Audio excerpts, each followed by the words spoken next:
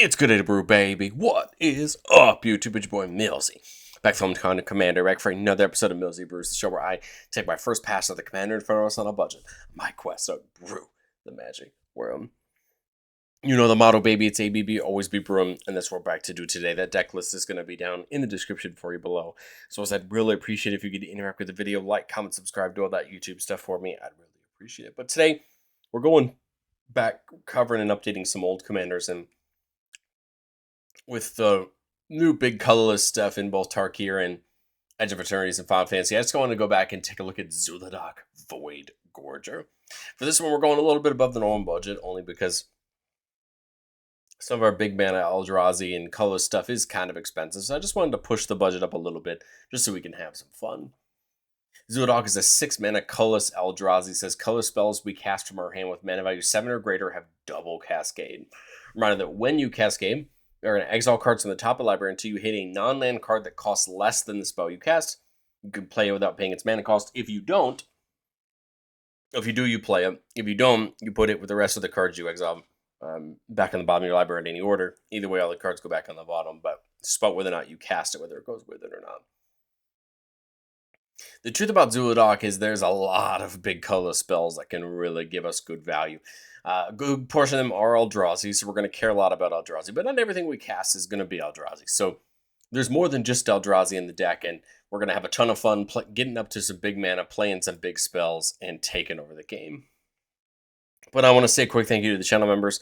Thank you so much for supporting the channel. If you're interested in seeing all of our videos a little bit earlier for just $1 a month, consider checking that out down below. Well, all right. I think a lot of what the deck's going to aim to do is get ourselves up to that threshold, right? Not only to cast Zhulodok, but cast these big spells. And there's a lot of ways you could do it. Ugin the Ineffable just flat reduces all of our colorless spells by 2. If it heralds the end, is going to reduce all of our colorless spells with mana value 7 or greater by 1, and then buffs all other colorless creatures. Ultima lets us tap, whenever we tap a land for our colorless mana, we get an additional one, really helping us get some extra things. Same thing with Forsaken Money, but instead, whenever we tap a permanent for colorless mana, we get an additional colorless. And then we have things like Hedron Archive to, tap for double colorless. Herald's Horn is going to help all our Eldrazi get reduced by a little bit. Soul Ring, of course, classic reduction here. We're trying out that new Eternity Elevator, tapping for 3, but if we could station it up, it could tap for a ton of mana. The only thing to note is that it can only produce color mana if you choose to use this portion. So, make sure you have enough other colorless sources if you have things that require it. Otherwise, it's just going to be a ton of mana for us to use. And the Immortal Sun's going to reduce our spells a little bit and get us to draw an extra few cards. And, of course, Thran Dynamo, Worn Power Stone, these classic mana rocks that tap to, add colorless mana. And then we have things like Eye of Ugin reducing our Eldrazi spells again. Because a lot of our big creatures in the deck are Eldrazi, so we do still want to care about that. What are the big spells we're looking for? We have things like the old Ugin. Getting that reprint in M21 has a lot of pretty brutal abilities. And of course, then we're going to start the train of Eldrazi, Artisan of Kozilek. Whenever you cast it, you can bring a creature card from your graveyard back to the battlefield. Cityscape Lover may not be an Eldrazi, but whenever you cast it, whenever it attacks, you get to destroy a non-land permanent. Emrakul, Flayer of Loyalties, that betrays these massive Eldrazi that have these brutal effects, either when they come in or whenever they attack. Flayer Loyalties is really interesting because whenever you cast it, you gain control of a creature until end of turn. Untap it, it gets base power into its 10-10, Trample, Annihilator 2, and Haste. So it's pretty fun getting to take something pretty big. It that betrays has Annihilator, and then when your opponents sacrifice things that are non-token, you can take them back under your control. Emrakul lets you take control of a playing during that player's next turn. Very interesting ability. It can warp the game at the right time. Twins of Discord, Ulamog's Dreadsire. Again, just example of these massive Eldrazi that have interesting abilities. We get to play Metalwork Colossus, and Metalwork's actually really good because a lot of times it's going to come down for really cheap. We're playing a lot of these 3 to 5 mana artifacts that tap for colorless mana. So Metalwork should be coming down for 0, if not 1 or 2, almost all the time. Still getting that full Cascade for 11, but only costing us a small amount of mana to do it. Of course, we're playing some big Eldrazi Titans, Ulamog, Ceaseless Hunger, Ulamog the Defiler. These are just big Eldrazi that do things on cast, do things when they hit the battlefield. And we're just going to try to take the game over with them while cascading from them. Rise of the Eldrazi destroys a target permanent. Target player draws 4 cards. Will be taken an extra turn after this one. Big 12 mana sorcery that can do a lot on the board and give us an extra turn while giving us into the Cascade. Kozilek's Command might look odd. You go, it's an X spell. But remember, the mana value of an X spell is determined for what you choose it on the stack, meaning that as long as you choose 5 or more for the X, Kozilek's Command will be considered that spell for the purposes of Zhulodok's ability. And Kozilek's Command is a really interesting spell. You can make a bunch of spawn. You can scry X and draw a card. You can exile creatures with mana value X or less. You could exile up to X target cards from all graveyards. You get to choose 2. I mean, there's a lot of ways to look at and take advantage of Kozilek's Command. And again, the bigger that X is, probably the better things you can remove. Akruma's Memorial, giving all our creatures that laundry list of abilities.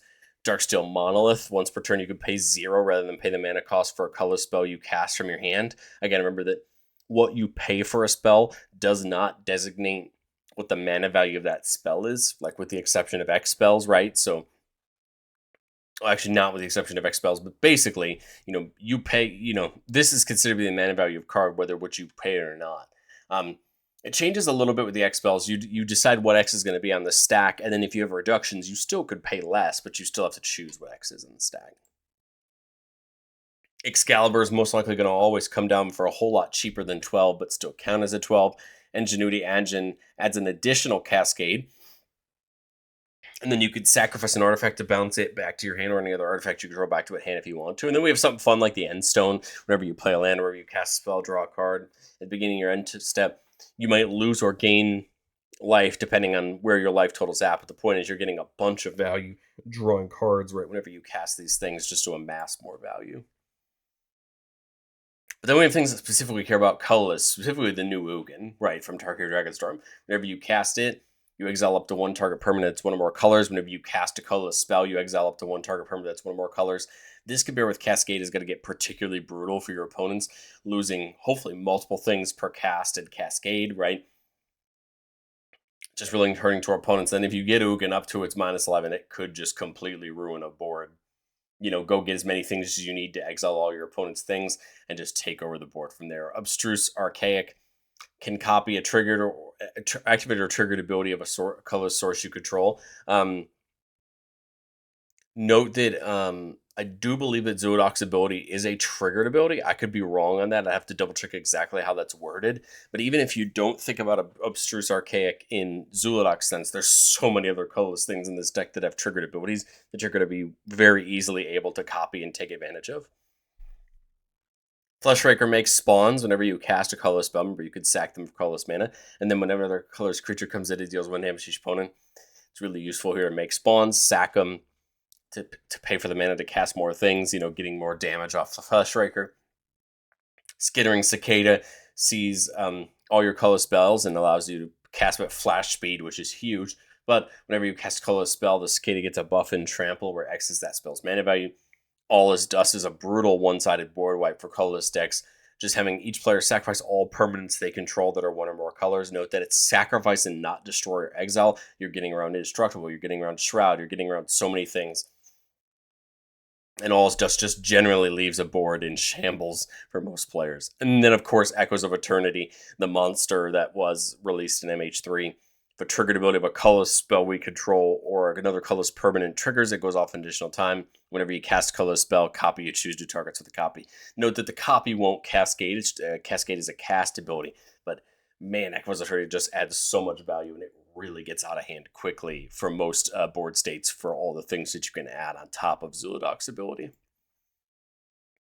But I've said it before on the show, and I'll say it again. No deck's ever complete. This is our next updated pass at Zhulodok, and truthfully, I think the things I would add to the deck would just add more budget to the deck. I mean, here's about $100 worth of more cards that I think belong in the deck, but it's hard to set a budget and try to stop somewhere. I think I've added a lot of good things to the deck, but it can get better. Blightsteel Colossus, the One Ring, Summon Bahamut. These are just cards that are great at what they do. Really good cards and deserve their slots in the deck. I was just trying to stop the budget somewhere. I decided to go to 600 instead of our normal 300.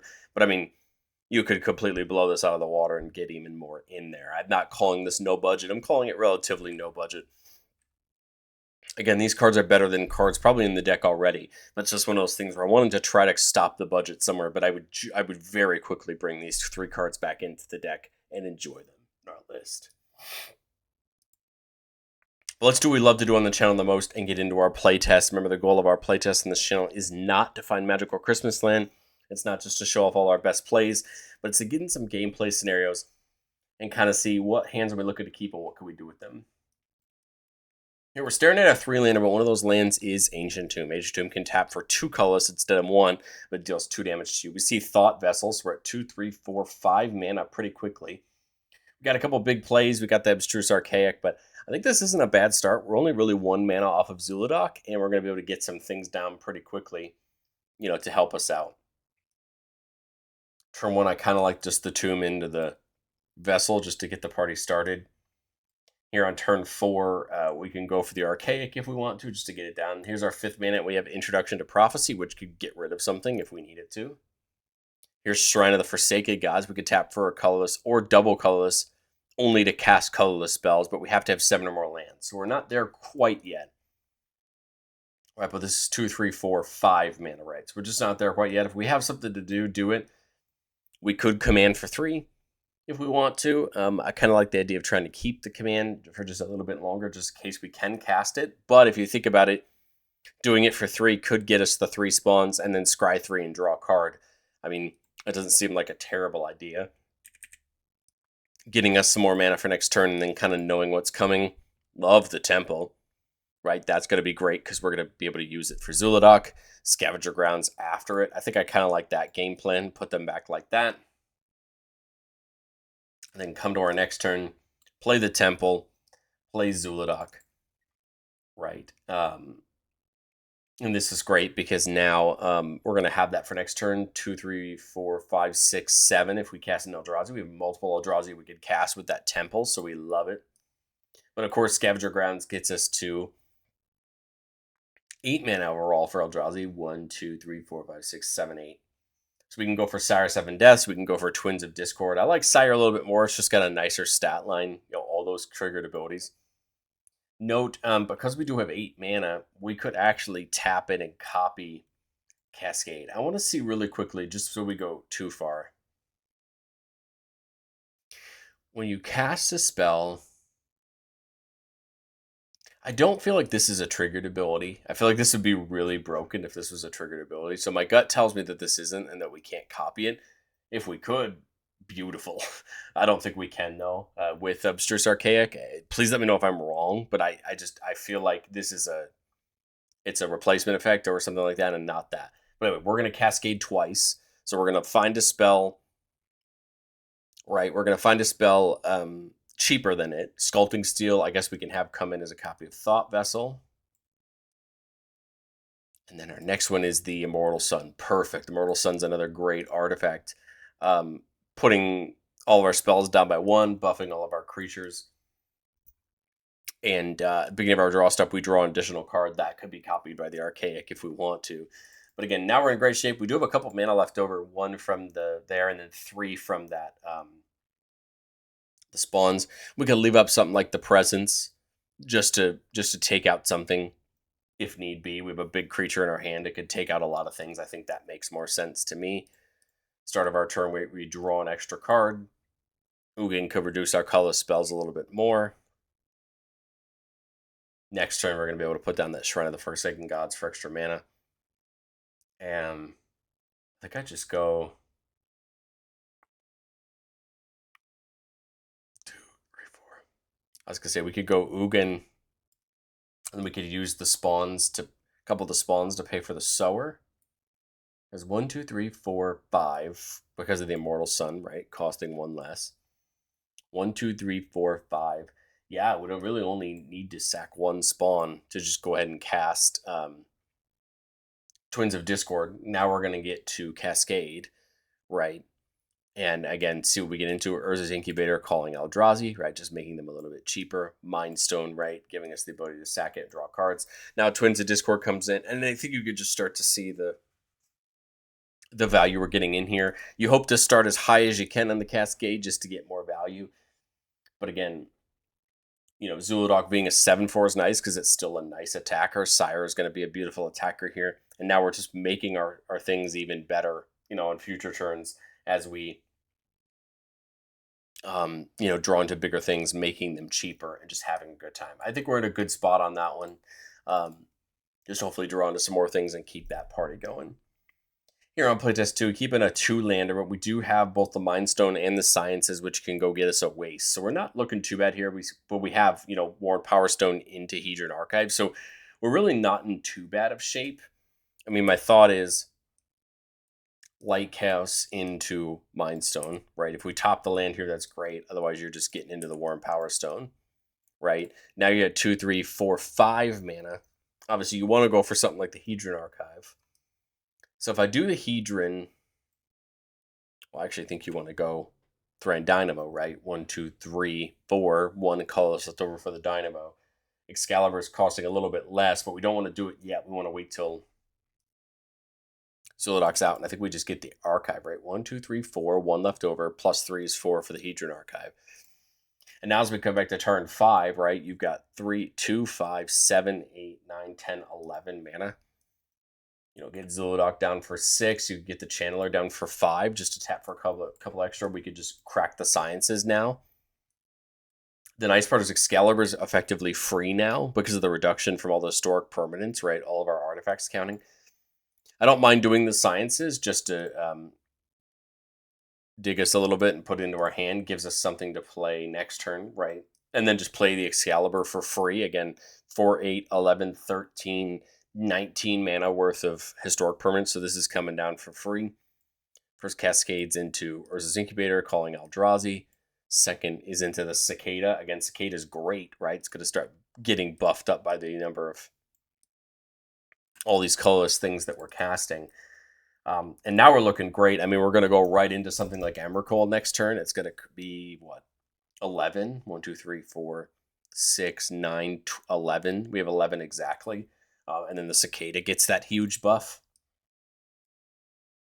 right? So that doesn't seem like a bad option, just going right into Emrakul. You're cascading twice off 13, getting you a bunch of value. The Cicada gets that huge buff this turn, giving it trample and plus 11, plus 11. Let's see what you get. You get Chamil, again, great. Cicada gets even bigger. And then the Twins of Discord, Cicada gets even bigger. So that's 11, or sorry, that's 13, 19, 25 this turn that the Cicada gets a buff of. You just start absolutely running it into somebody. You're going to choose who you want to gain control of off the Emrakul, but I'm not entirely sure how much it matters. Do we have enough mana left over? It was reduced by 2 and then 3 for Emrakul's abilities. It was only 10. That was 1 left over. I don't think we had enough. But, I mean, if we did, we equip the Excalibur to Zhulodok. Otherwise, pick the opponent, slam through somebody with the Cicada. On the end step, we discover 5. So we're going to go for 5 or less. Unfortunately, that sees the Kozilek's command. But the difference between Discover and Cascade is we can put it into our hand. So we'll just put the command into our hand. We take that opponent's turn. Again, the goal with taking advantage of somebody else's turn is either do as much damage to the board as you can or try to punish them as much as you can. Either way, you don't want to give them too much benefit if you can help it on their turn. Run their creatures into getting destroyed, hit your opponents, do as much as you can. And then hopefully we'll have enough blockers to stop them from hitting us. And then as we untap, even if we don't draw anything, which we unfortunately saw the Breaker, which is a great thing. But I mean, otherwise you just run a high amount into the Kozilek's command, get rid of a key creature, get a bunch of the spawns, and just use our Eldrazi to our advantage. I think that's the nice part about the Eldrazi in a deck like this is they sit on that top end and they become really big threats. Some great stuff here on the top end. We see Stonecoil Serpent and X-cost spells. We can choose that. We see Chamil, we see Ugin. 3 land are a little bit awkward. The guild common has to bounce a land back to your hand. But we do have the Idol of the False Gods, which is kind of interesting. We'd love to see something greater, and we see Ancient Tomb. Ancient Tomb does fix, right, some of our problems. Idol says whenever another Eldrazi dies, you put a counter on it, and then it has 8 or more counters. It becomes a creature, but you can tap it to make spawns if you need to. So here, 3 mana. I think we just tap it to make a spawn, right? We really don't have anything else to do. My thought is 4, sack the spawn for the Eternity Elevator, right? That puts a counter here. But the point is now the Eternity Elevator is going to add us, right, some more mana next turn. After this turn, we see Blast Zone. So if I go 2, 3, 4, 5, 6, 7, that's enough to play that. So I think we'll just do the Guildless Commons, bounce something back. 1, 2, 3, 4, 5, 6, play Zhulodok, right? Get it set up for this next turn. Get the party working. We could station it if we want to. I just realized there's kind of no reason not to, right? Inventor's Fair is certainly interesting, especially because we could play something like Chimil this turn if we wanted to. But think about this: 2, 3, 4, 5, 6, 7, 8, 9 mana right now. Ugin makes the most sense if we want to Cascade. Remember, you could also do it with Stonecoil Serpent. We could just dump 8 mana into Stonecoil Serpent. It would be 8 CMC or 8 mana value on the stack, which would lead to that. And then we could immediately crew both them into the elevator, right, to set up for next turn. So let's just say we're going to Stonecoil for 8. Let's go ahead and Cascade for 8. Heralds is great, right? Reducing our spells, giving us that little bit of a buff. And then Not of This World doesn't make a ton of sense, unfortunately, because nothing's really targeting our things. But now let's see what it. Zhulodok's 8. So that'd be 10 we could put on there. This is 9. That would be 16 plus that would be 18. I was trying to think of what's the easiest way to take the 20. But you got to remember that you don't really mind dumping a bunch of things onto the Eternity Elevator because you just get more mana versus what's on there. So I think it's worth just loading up, honestly. Just get it on there because then, right, we did tap at that turn. But now you think about it, now you're untapping with 25 of a mana of any color, and it doesn't matter for Ugin, it doesn't matter for this Emrakul, it doesn't matter for Chimil. We can just start dumping our hand out.